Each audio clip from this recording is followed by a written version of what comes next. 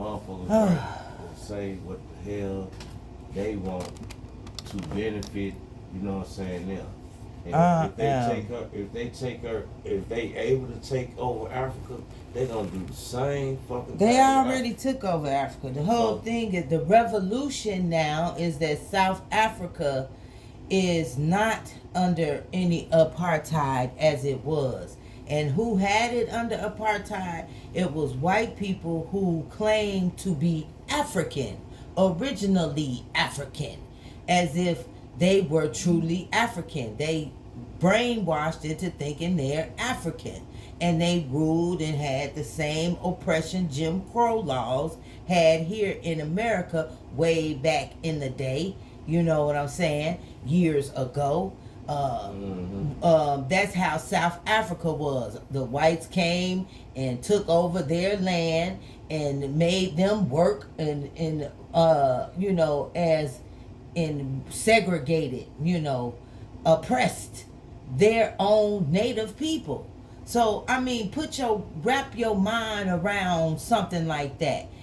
You can correlate and compare to Jim Crow times when it was segregated here in America.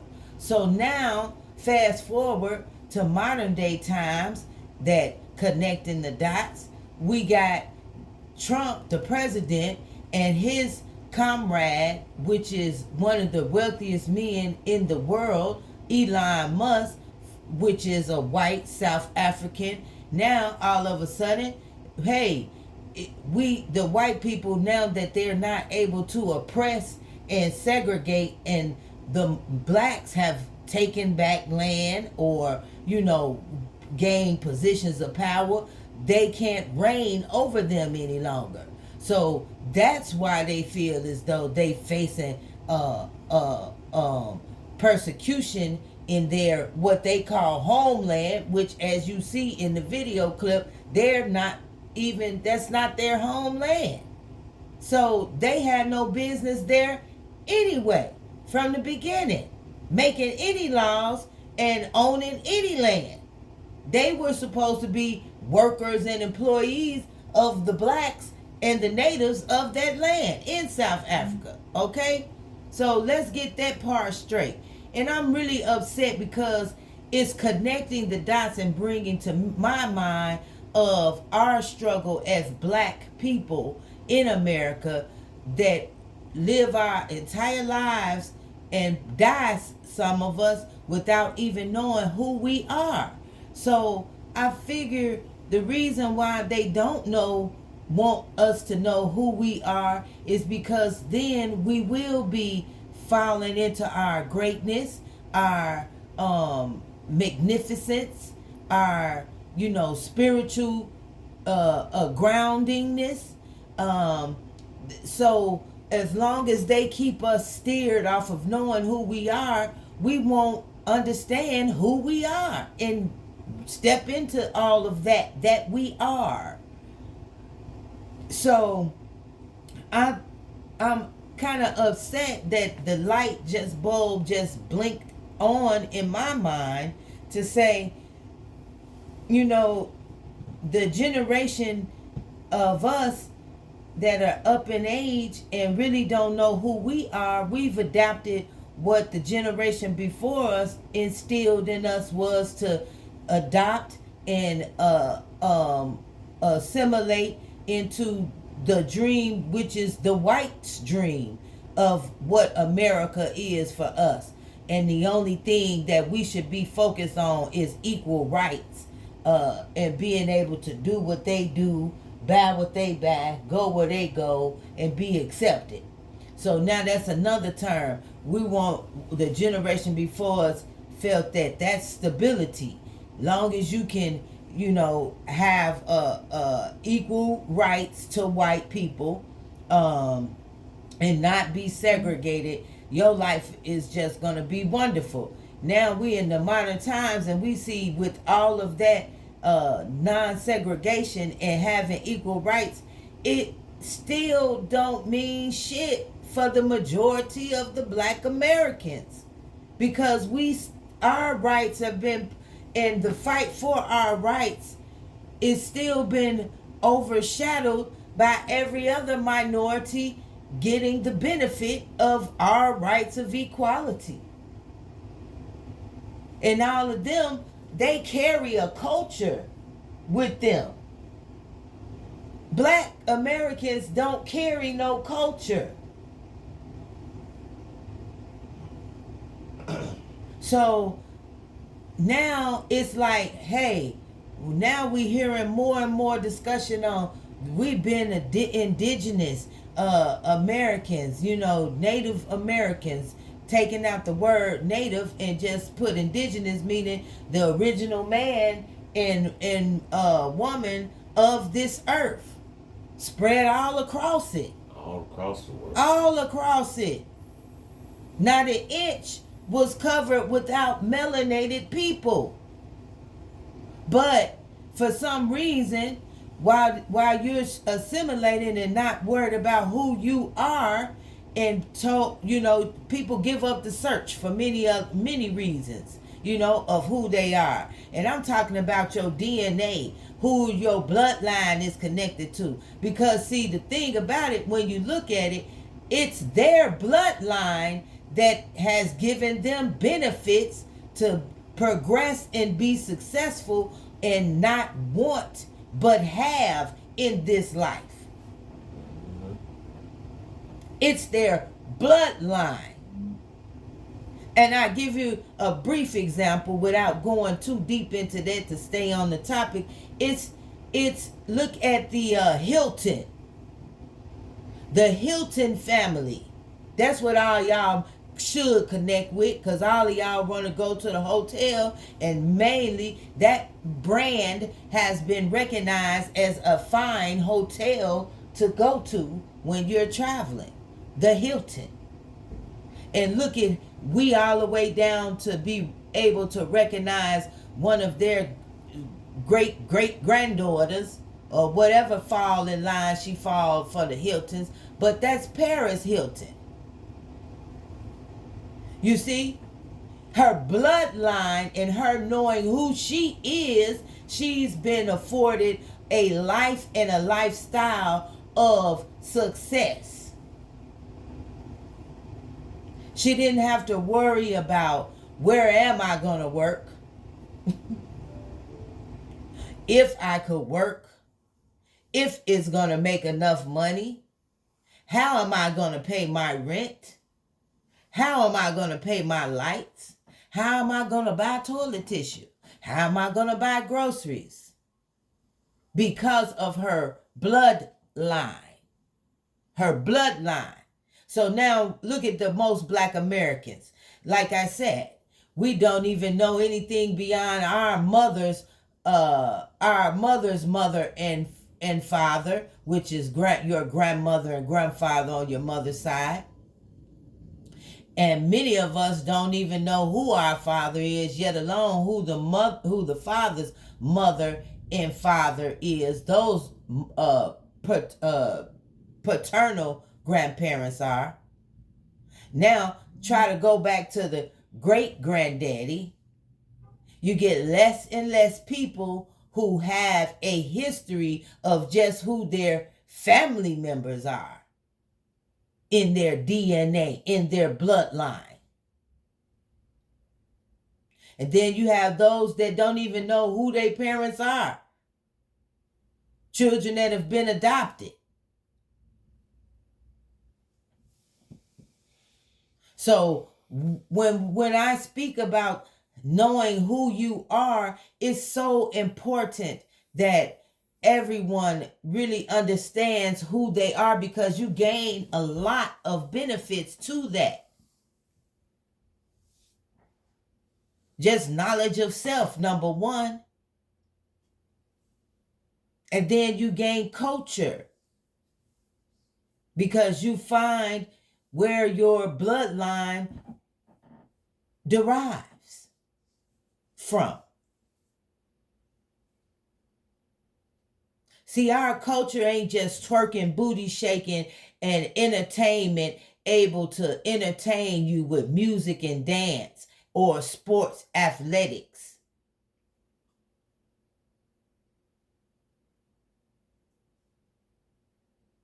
We are, and still to this day, cultureless.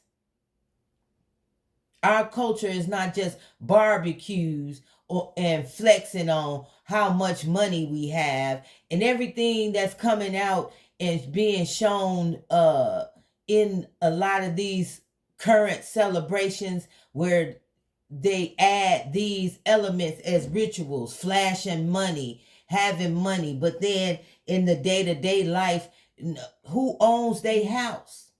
You know, what college is paid for? What additional schooling is paid for and encouraged and celebrated with these rituals as much? It's like the prom at the end of the day, it's a time of, if a young lady and a young man, it's a passage. Now, and that passage may come with sexual relations. So that's another ritual in the way that we send our sons and daughters off with these rituals and celebrations. Are we educating them on practicing safe sex or abstinence, not engaging in any sex activities during this time?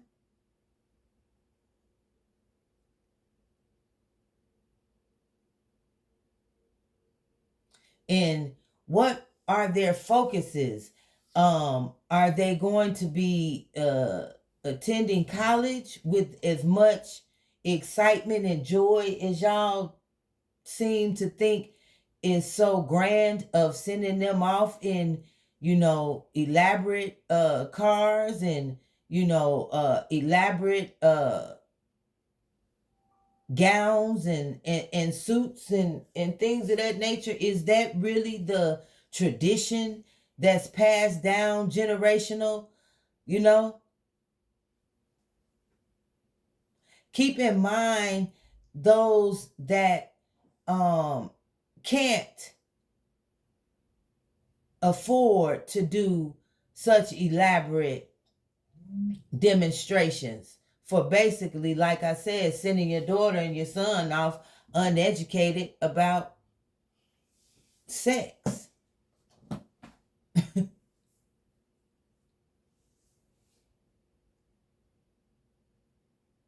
What happened on your prom? I've heard a lot of stories from people who went on their prom. That was the night they lost their virginity in most cases. Let's keep it real.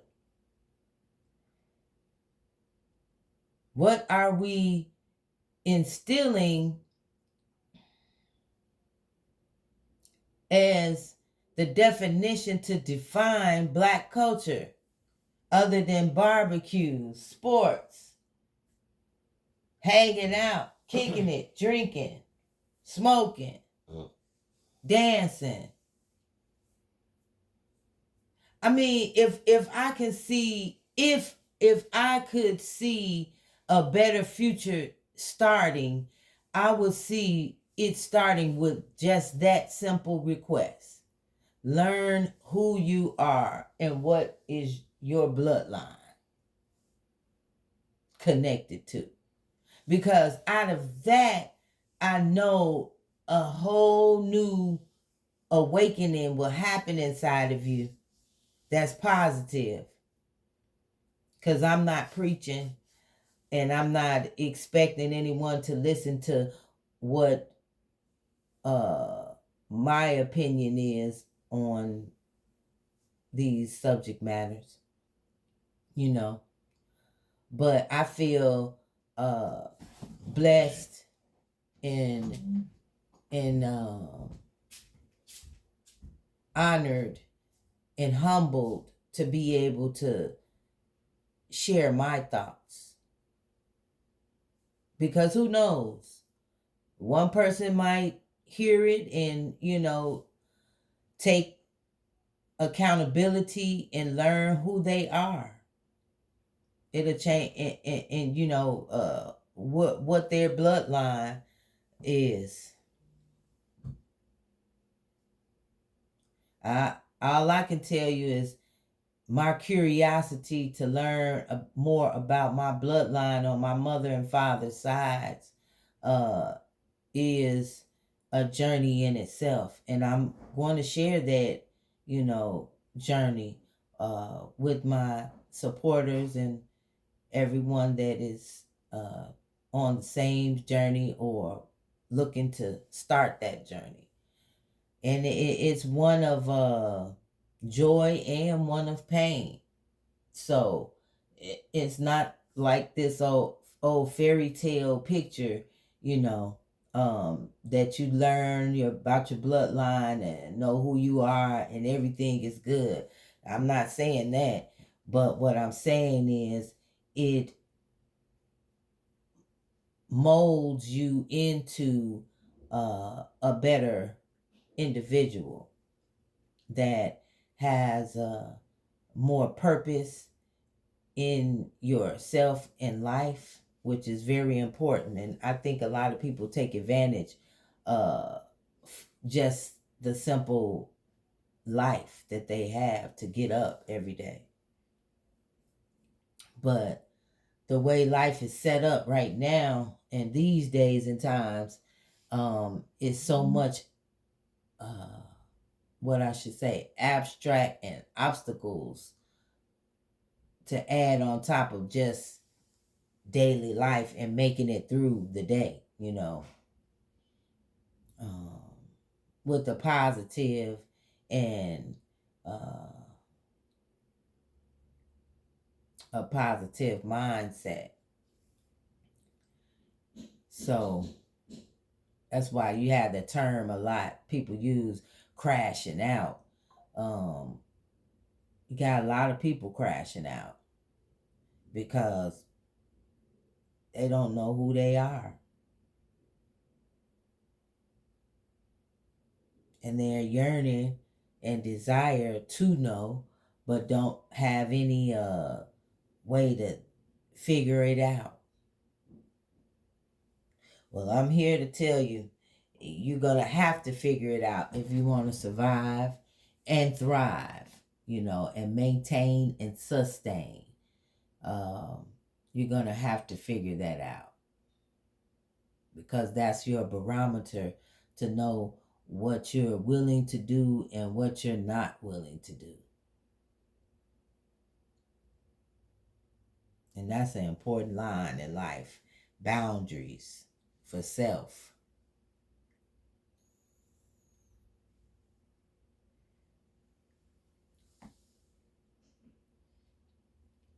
And I am going to conclude on this discussion and save the next topic. If you guys have any comments, ideas that you would like to share with us, please email us at contact@rawmultimediagroup.com. If you would like to be a guest on the show, send us an email and let us know with your contact information. And you can always call the office.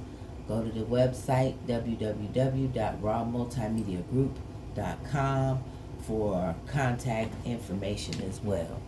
Until next time, you all, peace.